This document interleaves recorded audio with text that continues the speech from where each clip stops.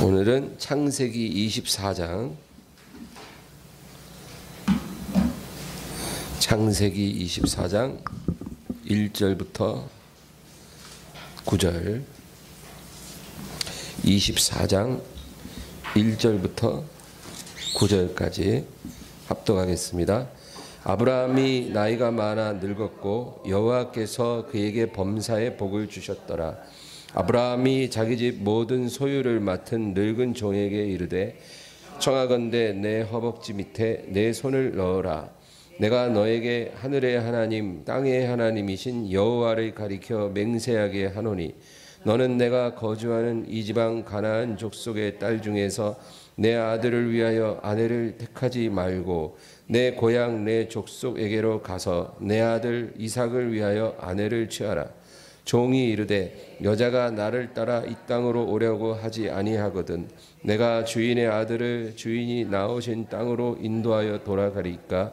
아브라함이 그에게 이르되 내 아들을 그리로 데리고 돌아가지 아니하도록 하라. 하늘의 하나님 여호와께서 나를 내 아버지 집과 내 고향 땅에서 떠나게 하시고 내게 말씀하시며 내게 맹세하여 이르시기를 이 땅을 내 씨에게 주리라 하셨으니 그가 그 사자를 너보다 앞서 보내실지라. 내가 거기서 내 아들을 위하여 아내를 택할지니라. 만일 여자가 너를 따라오려고 하지 아니하면 나의 이 맹세가 너와 상관이 없나니 오직 내 아들을 데리고 그리로 가지 말지니라. 그 종이 이에 그의 주인 아브라함의 허벅지 아래에 손을 넣고 이 일에 대하여 그에게 맹세하였더라. 아멘. 할렐루야. 오늘 이 창세기 24장은 그 이삭의 결혼에 관한 이야기입니다. 근데 이 24장이 굉장히 중요해요. 여기 보면 이제 이삭이 나이가 한 40쯤 됐을 40은 아니고 하여튼 이제 장가갈 나이가 된 거예요. 장가갈 나이가 돼서 장가를 가야 되는데 아브라함이 자기 집의 모든 소유를 다 주관하는 늙은 종을 불러요. 그 종은 그 집에서 제일 존귀한 종이에요. 그 종을 불러다가 맹세를 시키고 이 땅 가나안에서 여자를 구하지 말고 내가 살던 친족에게 가서 메소포타미아죠. 그걸로 가서 거기서 색시를 얻어와라. 그러니까 이 늙은 종이 내가 그 먼 곳까지 가서 여자를 구하는데 만약에 그 여자가 나를 따라오려고 하지 아니하면 어떡할까요? 그러면 그냥 어쩔 수 없는 거 아니에요.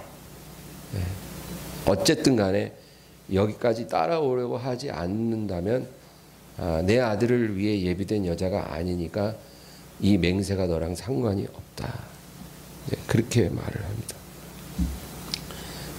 여러분, 이 늙은 종은 성령을 상징합니다. 성령. 지난 시간에 이삭이 모리아산에서 바쳐질 때 예수님을 상징한다 그랬죠.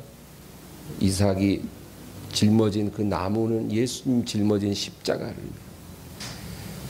그래서 그 사건이 있고 나는 후에 이제 아브라함이 아들을 위해 아내를 얻어주려고 하는데 늙은 종을 고향 땅에 보내서 아내를 얻어오라는 거예요. 이 늙은 종은 성령님을 상징합니다. 여러분, 성령님은 하나님이세요. 그러나 절대로 자기 뜻대로 행동하시지 아니하고 아버지의 뜻대로 행하시는 분이십니다. 그래서 우리가 삼위일체 하나님을 이해하기가 쉽지 않아요. 성부, 성자, 성령 하나님이 각각 다 따로인데 하나라는 거죠. 그런데 아들도 아버지께 절대적으로 순종하시고 성령님도 아버지께 절대적으로 순종하신다 그거예요. 그래서 이 성령님은 하나님 아버지의 보냄을 받아 그의 외아들인 예수님의 신부를 데리러 이 땅에 오시는 분이에요. 신부가 누구예요? 교회예요. 순결한 교회. 순결한 교회를 신부 삼아 데리러 오시는 분이 성령님이세요. 그래서 성령이 교회를 데리고 예수님께 가는 거예요. 그리고 혼인잔치를 하는 거죠. 그것을 예표하는 이야기가 바로 창세기 24장에 나오는 거예요. 근데 이 늙은 종의 여정을 가만히 살펴보면 정말 성령님에 대해서 기가 막히게 우리에게 나타나는데, 이 늙은 종이 이제 하란에 오죠. 메소포타미아에 와요. 와가지고 그 리브가를 만나고 그 오라버니 라반을 만나고, 그렇죠? 그 집안 사람들을 만나서 누구에 대해서 얘기를 해요? 아브라함에 대해서. 내 주인 아브라함은 어떤 사람인지 그거 얘기해요. 그리고 그 아들이 하나 있는데, 그 외아들이 하나 있는데, 그가 바로 상속자인데 그 아들 이삭은 어떤 사람인지 그거에 대해서 이 늙은 종이 설명을 하는 거죠. 여러분, 성령님도 이 세상에 오셔서 아버지에 대해서, 아들에 대해서 우리에게 가르쳐 주셔요. 그러니까 자기를 드러내는 게 아니라 아버지와 아들을 드러내기 위해 성령님이 우리에게 오신다 그 얘기예요. 그래서 여러분, 성령운동이라는 말 많이 들어보죠. 근데 이 성령운동을 제대로 하면 그 자리에 아버지와 아들이 영광을 받으시는 역사가 일어나는 거예요. 그래서 성령운동을 통해서 성령의 충만을 받고, 그리고 하나님 아버지와 아들 예수 그리스도를 더 알아가고 그분께 영광 돌리는 그런 상황이 될 때 그게 건강한 성령운동입니다.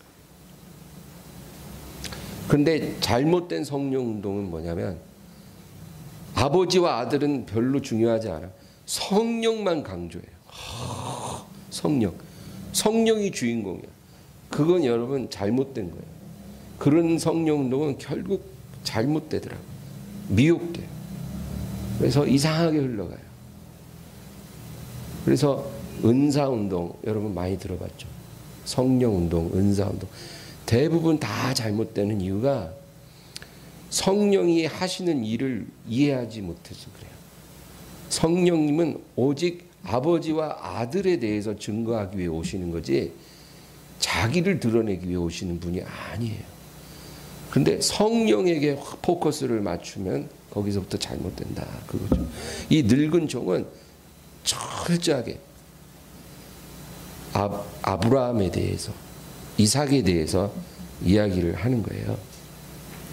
그리고 이제 예물을 꺼내서 줍니다. 여러분, 이 예물은 뭐냐면 성령의 은사를 상징해요. 성령의 은사를 탁 주고, 그리고 리브가가 이제 자기를 따라서 가나안에 가면 어떤 삶이 기다리고 있는지 이제 설명을 다 해주는 거죠. 그리고 이제 리브가 마음이 딱 정해지고 신부가 준비되면 이제 하루도 지체하지 않고 바로 가나안을 향해 출발하는 거예요. 성경 24장 여러분 읽어보시면 다 나와요. 이제 리브가 마음이 딱 정해지니까 이 늙은 종이 이제 밤 늦었으니 오늘 여기서 자고 내일 아침 일찍 출발하겠습니다. 우리가 생각해도 조금 과하죠, 그렇죠? 좀 며칠 있다가도 되잖아요. 목적 달성 다 했는데. 그리고 이제 이 리브가는 한번 떠나면 다시는 못 와요. 먼 시집으로 이제 길을 떠나기 때문에. 그러면 이제 자기 부모와 친정 부모와 가족들과 며칠만이라도 작별 인사를 할 수 있는 시간이 필요하고 그럴 텐데 이 늙은 종은 바로 다음날 떠나겠다는 거예요. 아, 그러면 안 된다고. 며칠 더 있어라고. 하도 이렇게 서로 막 실랑이를 하는데 결국은 리브가한테 이제 물어봅시다. 근데 리브가가 내일 같이 떠나겠습니다. 그런 거예요. 바로 그 다음날 길을 떠나요. 여러분, 성령님도 신부가 딱 준비되면 하루도 지체하지 않고 신랑께로 신부를 데리고 떠날 것입니다. 네, 그 얘기예요. 그리고 이제 24장 63절 한번 볼까요?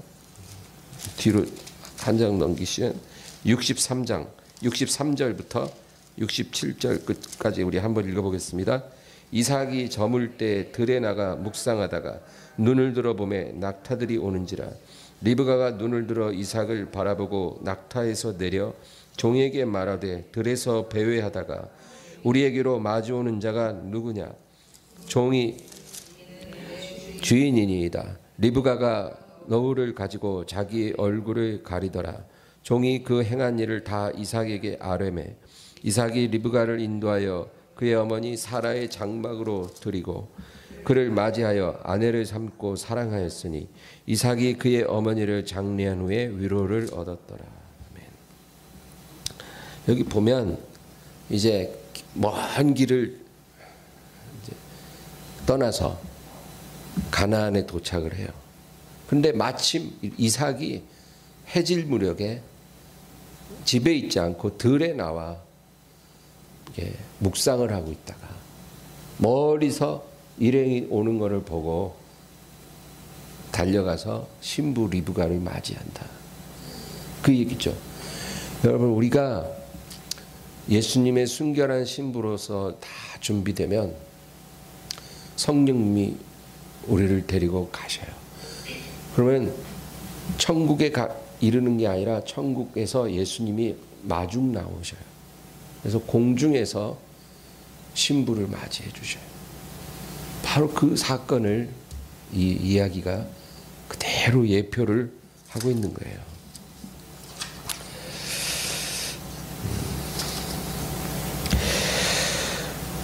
근데 여기서 참 놀라운 거는 이 신부인 리브가가 신랑을 한 번도 안 봤다는 거예요. 그렇죠? 여러분, 신랑을 한 번도 안 만나보고 시집갈 수 있으세요? 그런 때가 예전엔 있었는지 모르겠는데 사실상 오늘날 우리 생각 상식으로는 이해가 안 되죠. 어떻게 결혼하는데 신랑을 실물로 한 번도 안 보고 신랑에게 길을 떠날 수가 있겠어요. 그런데 리브가는 이 늙은 종의 말을 듣고 그 말을 믿고 그 늙은 종을 따라 신랑에게 갔다는 거예요. 그게 오늘날 교회가 성령의 이끌림을 받아서 하나님의 말씀만을 믿고 신랑 대신 예수님께 가는 것과 똑같은 거예요. 우리가 예수님을 실제로 본 적이 없잖아요. 그런데도 예수님을 믿어요. 성령과 말씀에만 의존해서 예수님을 믿고 그분과의 혼인잔치를 기대하면서 우리가 살아가고 있잖아요. 바로 그걸 얘기하는 거예요.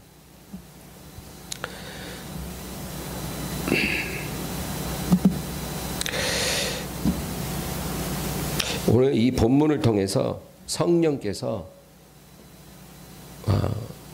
이 하나님의 뜻을 이루기 위해 어떻게 우리 가운데 일하시는지 제가 한번 여러분과 나누기를 원합니다.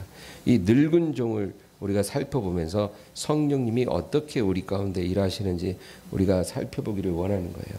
우리 아까 읽은 말씀 5절과 6절을 한번 다 같이 다시 읽어볼까요? 5절과 6절입니다.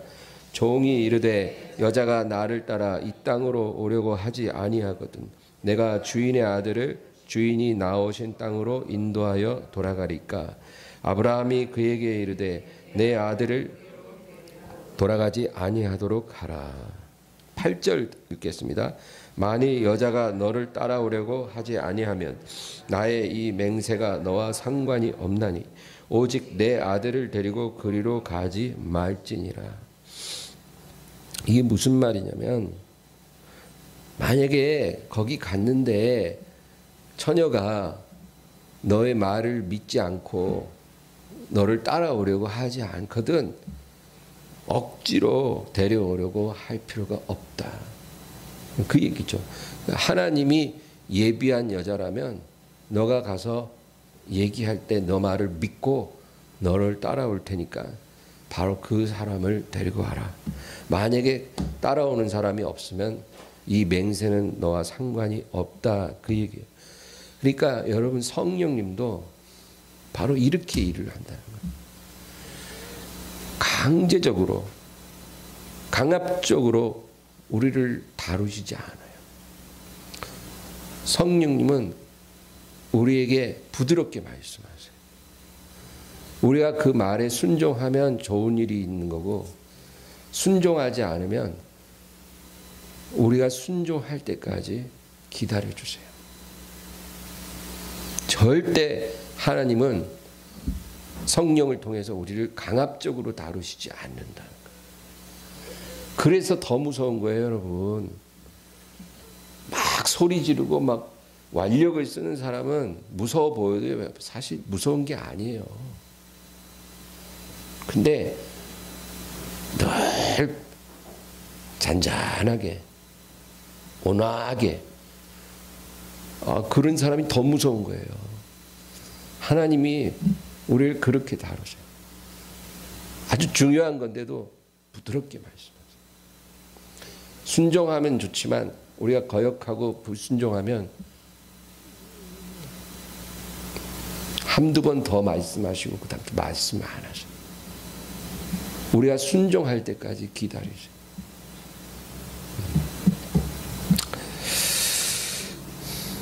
그래서 예수님도 설교할 때 뭐라 그러세요? 들을 귀 있는 자는 들으라. 늘 설교 때 그 말씀하세요. 들을 귀 있는 자는 들으라. 그러니까 택함을 받은 사람들은 예수님 말씀 듣고 믿을 것이고, 택함을 받지 않은 사람은 100번 들어도 결국 깨닫지 못할 거다. 그 얘기죠. 그래서 예수님도 설교하실 때 모든 사람이 다 믿고 따라오기를 기대한 게 아니라 하나님의 택한 사람, 선택받은 사람이 이 말씀을 듣고 예수님께 나아오기를 기대하신 거예요. 그런 사람은 적어요. 대부분은 들어도 깨닫지 못한다. 그래서 성령을 물로 표현합니다. 물. 에스겔 47장에 보면 성전의 문지방에서 물이 나와요. 에스겔 환상 중에. 문지방에서 물이 막 솟아나오는데 그게 강처럼 흘러가요.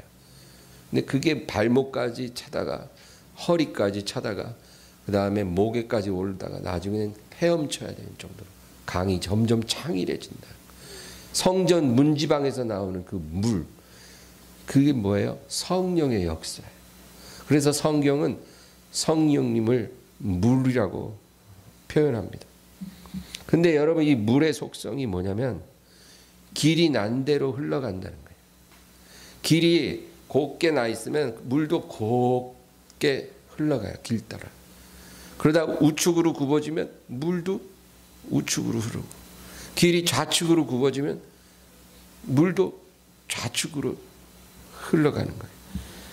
그래서 이 물이라는 것은 길대로 흘러간다는 거예요. 네. 막힌 곳은 그걸 억지로 뚫으려고 안 해요. 막힌 곳은 그냥 막힌 대로 가는 거고, 열린 곳으로 물이 흘러가는 거예요. 그게 뭐예요? 온유함이에요. 온유함. 물과 같은 거. 열린 길로 흐름 따라 가는 거. 그게 온유함이에요. 여러분, 이렇게 우리가 온유해지면 하나님도 우리를 이끄시기가 쉬워요. 왜냐하면 길만 이렇게 바꿔주면 되거든.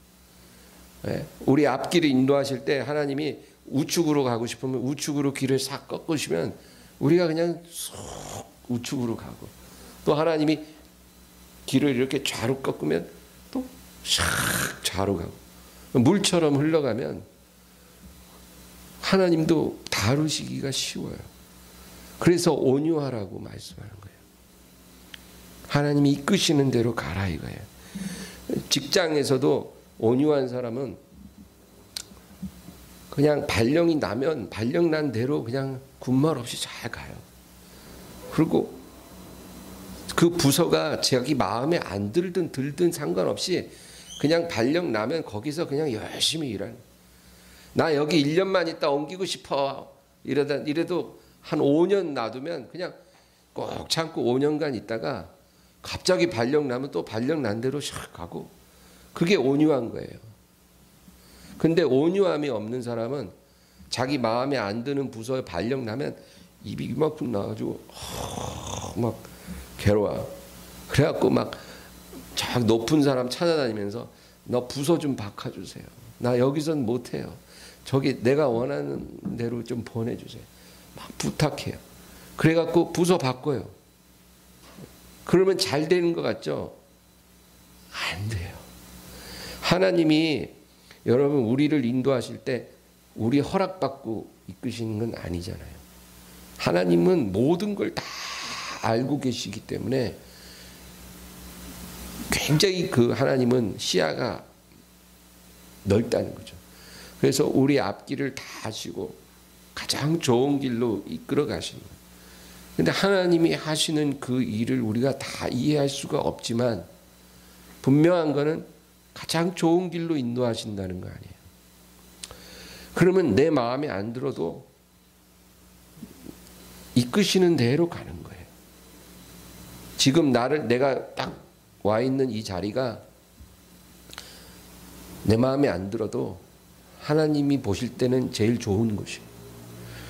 그러면 하나님이 있으라 할 때까지 가만히 있다가 그리고 옮기시면 또 물처럼 옮겨지는 거예요. 그렇게 되면 하나님이 우리를 이끌어가는 게 쉬운데, 자기 고집이 세고 자기 주장이 강하면 자기 스스로가 자꾸 물길을 바꾸려고 그래요. 그러면 일이 더 안 된다는 거죠. 직장을 다니든 사업을 하든 우리가 어떤 모양으로 살아가든지 간에 온유해야만 하나님이 우리에게 계획하신 것을 이루기가 쉽다. 그 온유라는 것은 길대로 물이 흘러가듯이 흘러가는 거예요. 내가 원했던 방향이든 아니든, 내가 원했던 속도든 아니든, 길이 완만하면 완만하게 흐르고 급하게 경사가 지면 급하게 흐르고 좌로 구부러지면 좌로 흐르고 그렇게 살아가야 된다. 그 얘기입니다. 여러분, 예수님도 뭐라 그랬어요? 이 동네에서 너희를 핍박하거든 저 동네로 피하라.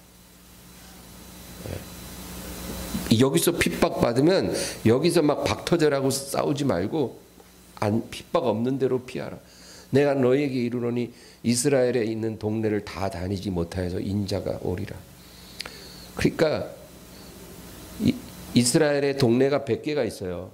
어떤 동네는 막 핍박을 해요. 그러면 그 동네 머물지 말고 핍박 안 하는 동네로 빨리 옮겨가라 그거예요. 그래서 핍박 없는 데서 복음 다 전하고 또 옮기고 그러면 그 100군데 다 돌아다니기도 전에 예수님이 오신다 그 얘기예요. 그러니까 우리 계획 생각대로 고집 부리지 말고 닫힌 문 갖고 씨름하지 말고 열린 곳을 향해서 가라 그 얘기예요. 그래서 예수님도 이 세상에 계실 때 우상 숭배자들 모인 데 가서 전도한 적 없어요. 그런 데가 왜 없겠어요? 안 가셔요. 그런 데. 예수님은 주로 예루살렘 성전, 회당 이런 곳에 가서 복음 전하시고, 예수님에 대해서 기본적으로 열려있는 곳에 가서 전하셨지 우상 숭배자들 모인 곳에 가거나 그런 적 없어요. 그리고 어느 고을에 갔는데 그 사람들이 예수님을 막 배척하면 두말 없이 떠나셨어요.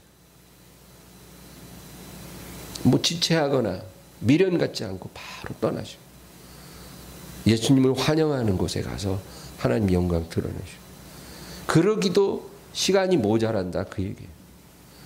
사도 바울도 그랬고 그게 하나님의 방법이다 그 얘기죠.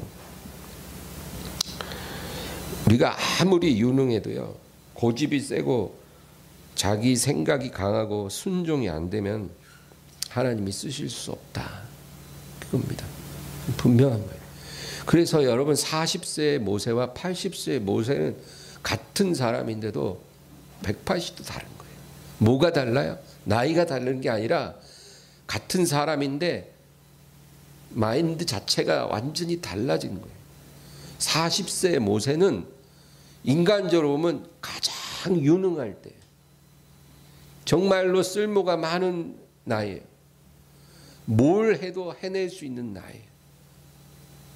애굽의 왕자로서 자신감도 가득하고 패기도 있고 열정도 있고 지식도 있고 힘도 있고 다 갖고 있는 나이에요.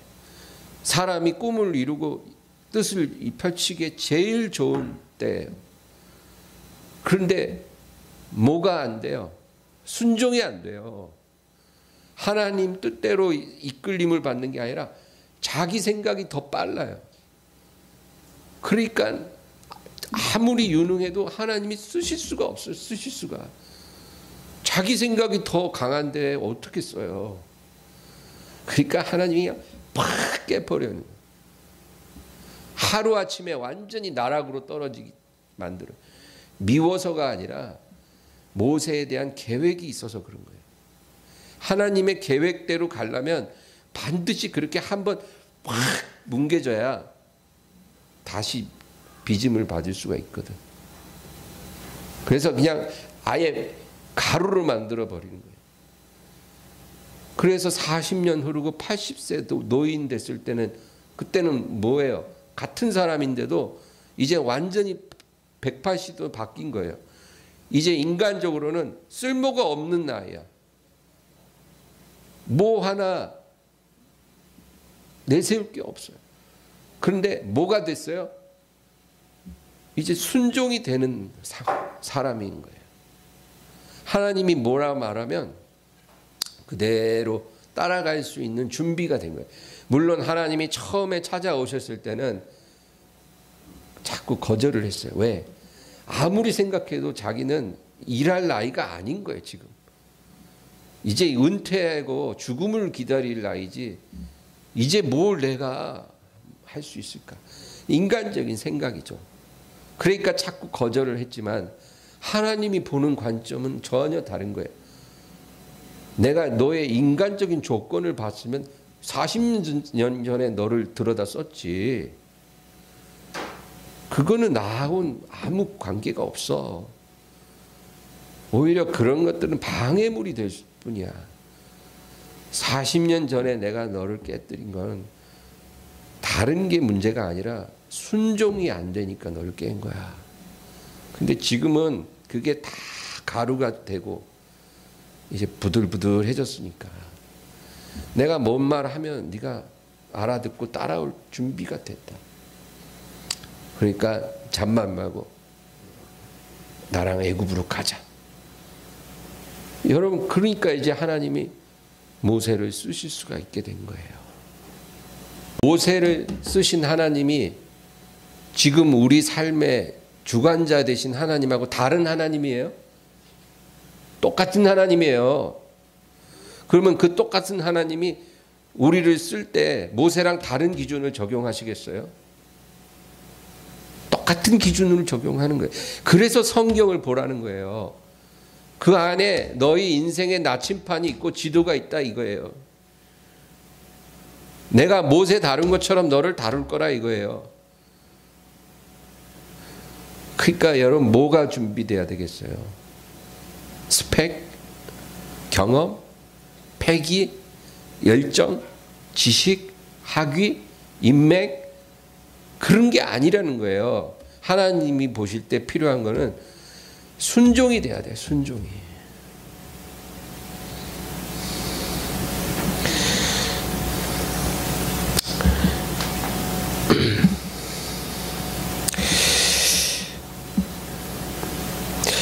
여러분, 가룟 유다 있죠. 가룟 유다가 예수님을 팔아버린 게 돈 때문에 판 건 아니에요. 제가 은 30이 아주 적은 액수라 그랬잖아요.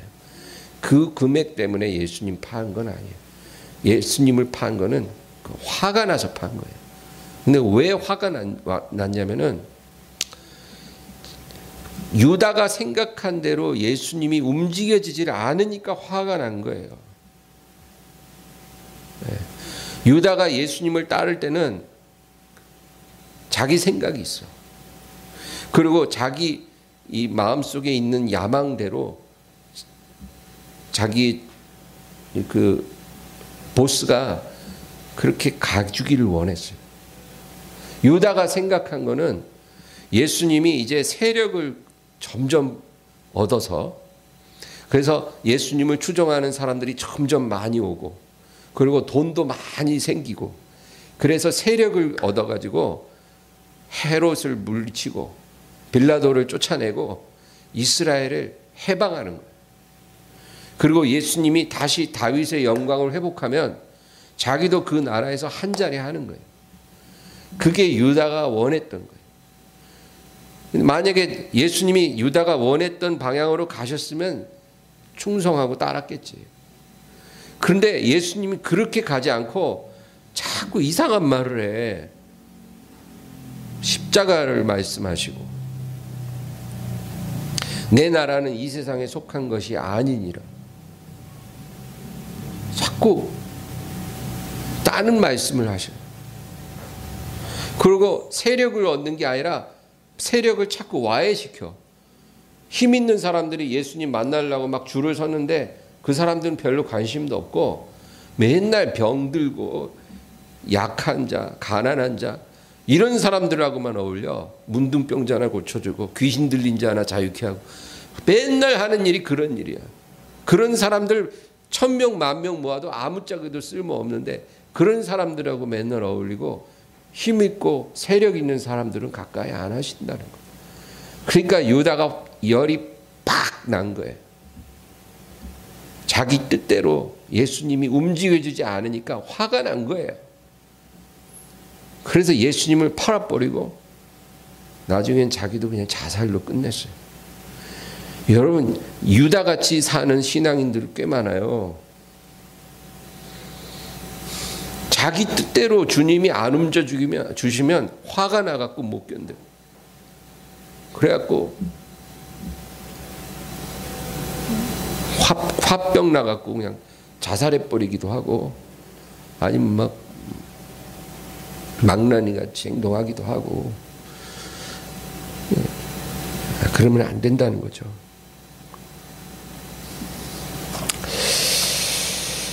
그래서 오늘 저는 이 12절 말씀 한 절 읽고 마치겠습니다. 12절 다 같이 읽습니다. 그가 이르되 우리 주인 아브라함의 하나님 여호와여, 원하건대 오늘 나에게 순조롭게 만나게 하사 내 주인 아브라함에게 은혜를 베푸시옵소서. 이 늙은 종을 통해서 우리가 뭘 배워야 되냐면, 그는 온유한 종이었어요. 그래서 하나님 앞에 순조로운 길을 부탁하죠. 우리가 하나님 앞에 나아갈 때 제일 먼저 할 게 우리 앞에 순조로운 길을 달라고 기도하는 거죠. 하나님, 주님 뜻 안에서 내 앞길을 순조롭게 하옵소서. 기도해야 돼요. 기도는 하는데 만약에 우리가 가는 길이 막혔다면 그 막힌 곳에 그냥 멈춰 있지 말고 열린 곳으로 가라는 거예요. 물처럼 열린 곳을 향해 흘러가라는 거예요. 그게 하나님 뜻이에요. 아니에요, 하나님, 저곳은 내가 원하는 길이 아니니까 빨리 이 문 안 열어주세요. 이러고 막 하나님 앞에 따져봐야 소용없다는 거예요. 그런 사람 하나님이 다루기가 힘들어. 아주 그냥 힘들어. 우리만 힘든 게 아니라 하나님도 힘들어. 그러니까 그러지 말고 열린 곳으로 가라. 그런데 열린 곳이 아무것도 없어. 다 닫혀서 오도 가도 못할 상황이 됐다면 그건 뭐냐면은 그냥 거기 머물러라 그런 거예요. 어디 가려고 하지 말고 그 자리에 기다려라. 기다려라. 여러분 영어에 not yet이라는 말이 있어요. not yet. not이라는 거는 아니다. yet은 아직이라는 뜻이에요. 그래서 아직 아니다라는 거예요. 하나님의 응답 중에 not yet이 있어요. 아직 아니다. 하나님이 아니다라고 말하는 게 아니라 아직 아니. 그러니까 지금은 아니다.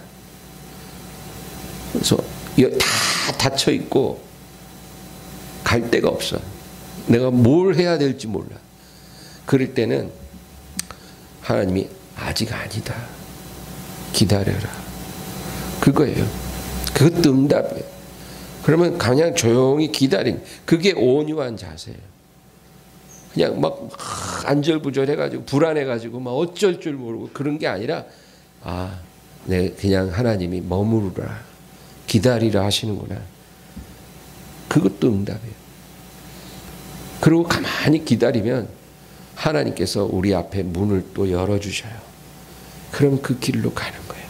내 눈에 보기에 좋든 안 좋든 그냥 아주 그 온유한 자세로 이끄시는 대로 갈게요. 살든지 죽든지 주님 뜻대로 갈게요. 그리고 믿고 가는 거예요. 뭐 멀리 내다보고 계산하고 그런 거 하지 말고 그냥 이끄시는 대로 가세요. 그러면 하나님이 도와주십니다. 예. 그리고 시간은 딱 정해져 있는데 막 할 일이 많아. 그러면 뭔가 선택을 해야 되잖아요. 그럴 때도 하나님께 지혜를 구하고 하나님이 편안함 주시는 대로 선택해서 그 길로 가면 돼요. 하나님이 일을 주시면 주신 일을 충성하고, 그리고 문을 열어주면 열어준 길로 가고, 문이 다 닫히고 일도 없으면 기다려라. 기다려라. 기다리고, 그리고 주님 구하고, 그런 온유한 자세로 우리가 주님을 따라가면 하나님이 반드시 가장 지름길로 우리에게 편안함을 허락해 주실 것입니다. 예. 그리고 하나님이 우리에게 원하시는 것은 이런 트레이닝을 통해서 우리가 하나님의 이끄심에 평탄하게 따라가는 그런 사람이 되기를 원하시는 거예요. 그러니까 여러분, 우리는 근데 당장 앞에 어떤 많은 문제들로 인해서 마음이 굉장히 다급하고 힘들지는 모르지만 우리 하나님은 하나도 다급하지 않다라는 거. 하나님은 우리를 위해 다 준비해 놨다라는 거. 그리고 하나님의 관심사는 우리가 하나님 앞에 어떤 사람이 되느냐. 그게 하나님의 관심사예요. 그러니까 우리도 그걸 이해하고 하나님이 이끄시는 대로 온유한 사람이 돼야 되는 거예요. 오늘 이 말씀 생각하면서 우리 간절히 기도하겠습니다. 주여, 주여, 주여.